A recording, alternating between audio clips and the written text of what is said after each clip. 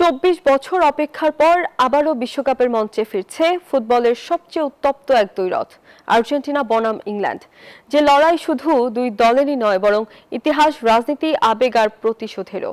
Hand of god থেকে শুরু করে ফুটবল ইতিহাসের অন্যতম সেরা গোল, অগণিত স্মৃতি আর বিতর্কের সাক্ষী এই মহারণে এবার যোগ হচ্ছে নতুন অধ্যায়।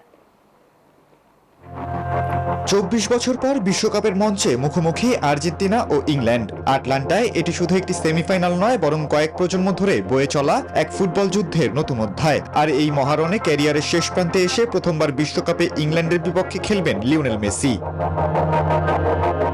এই প্রতিদ্বন্দ্বিতার শুরু ১৯৬২ বিশ্বকাপে, তবে এর সবচেয়ে নাটকীয় অধ্যায় লেখা হয় ১৯৮৬ সালে। ফকল্যান্ড যুদ্ধের মাত্র ৪ বছর পর মেক্সিকোর আজতেকা স্টেডিয়ামে দুই দেশের লড়াই যেন ফুটবলের ছদ্মবেশে আরেক যুদ্ধ। রাজধানীতে নিজস্ব জমিতে আমরা গড়ে তুলছি আপনার সুখের আবাস এডিসন রিয়েল এস্টেট। সেদিন ডিয়েগো ম্যারাডোনা জন্ম দেন দুটি অমর মুহূর্তের। প্রথমে বিতর্কিত হ্যান্ড অফ গড, যে গোল আজও ইংল্যান্ডের হৃদয়ে তাজা ক্ষত হয়ে আছে। আর তার কয়েক মিনিট পরই প্রায় মাঝমাঠ থেকে একক নৈপুণ্যে ৫ জন ডিফেন্ডারকে কাটিয়ে করেন বিশ্বকাপ ইতিহাসের অন্যতম সেরা গোল।